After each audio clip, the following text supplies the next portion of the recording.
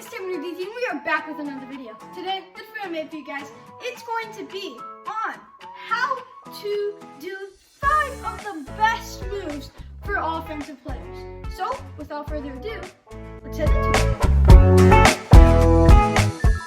Alright guys, starting out with the side feint, or outside of the foot feint. What you do here, it's actually very simple. What you do is, you want to pretend like you're going one way to make the defender or your opponent think you're going that way. So what you do is, you want to drop your shoulder in that fake way that you're going. So let's say you want to go to the right, and you're going to use a feint. So you want to feint to make it look like you want to go to the left. So you're going to drop your shoulder, make sure it's like you're about to sprint, and also bring your knee down a little more bent, showing that your body is positioned to go to the left.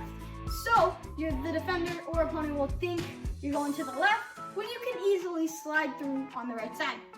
And here you want to use this move when you're on the sidelines, but it can also be used anywhere because this is such an easy, simple, and fast move. It can be done in any place. So that is my first move for you. Now let's get to my second. Alright, my second move for you is you want to use scissors if you're an offensive player and trying to press. And what the scissors is it's basically moving your feet around the ball in a circular motion. And what you do here is each time you go around the ball circularly, you want to drop that shoulder. Because again, it's a type of feint.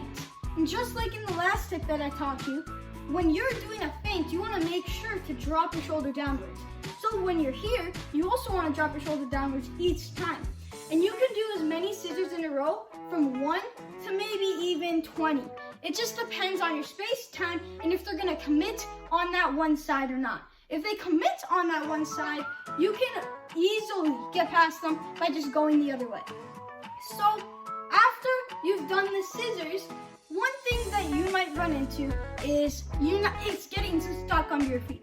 And what I recommend here, because that's happened to me a ton of times, what I recommend is you want to just practice the scissors just move until you can't get it wrong. So that's my second move for you. Now let's get to my third one. Alright guys, my third move for you is the Ronaldo Chop. And Ronaldo has done this so well to make it so efficient. What you do and how you do this Ronaldo Chop is you want to start out with a little hop. That's all it is. You want to start out with just jumping with the ball by your feet to get used to it. And then just one more step. Simply, while you're in the air, with that foot that's behind you, you want to tap the ball to either the right or left side, whichever side you're trying to go. So, let's say you're trying to go to the right. You do a little hop, and then tap to make it go the right way. And once you repetize this enough, it'll look very smooth and very clean, so you can do that with ease and with speed when in game. And in game, you want to use this move particularly on the line because you can easily chop it one way to go the other way on the sideline. And also you want to use it when someone's on your back and you need to get them off your back and more so in front of you than behind you. So that's an easy way. Slow down a little bit, Ronaldo chop it to the side or backwards, and he's in front of you. So you can now do whatever you need to in that situation to try to get a scoring opportunity. That's my third move for you. Now let's get to my fourth one.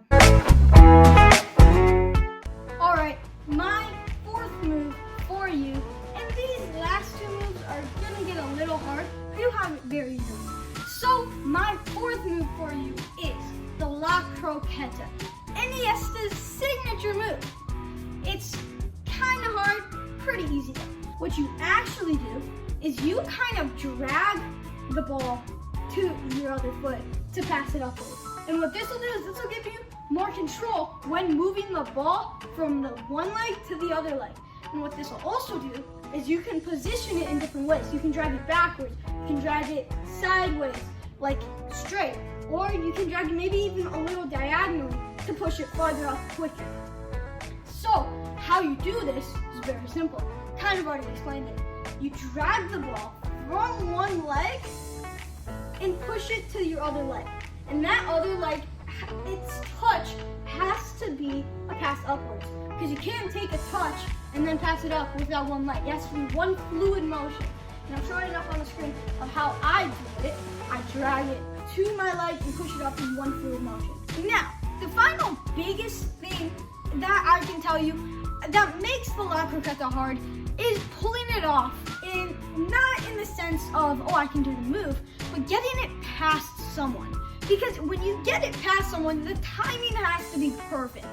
And what I mean by this is once you see their body start to lean in and you see that leg start to slowly come for the ball, what you do is you quickly use this move. Because what this will do is this will get you through the defender instead of messing up and looking like a fool giving the ball straight to the defender. So that's my fourth move for you. Now let's get to my fifth. Alright, my final move for you is the Elastico. Now this move can be hard for beginners, but if you get used to it and if you get your feet faster, it'll be so easy, so flashy, so quick, the defender won't even know what he or she is doing.